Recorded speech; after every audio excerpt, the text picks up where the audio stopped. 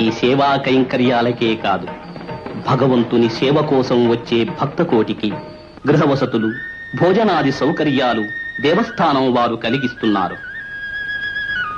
విద్యుత్ దీపాలు, మంచినీటి వసతి, ఆరోగ్య పరిశుభ్రత మొదలైన నాగరిక సౌకర్యాలతో తీర్చిదిద్దబడిన క్షేత్రము నేటి తిరుమల.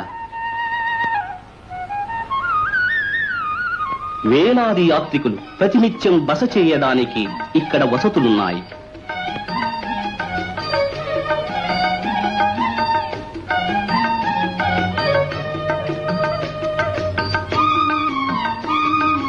యాత్రికుల సంఖ్య పెరిగే కొద్దీ ఈ వసతి గృహాల నిర్మాణం కూడా పెరుగుతున్నది.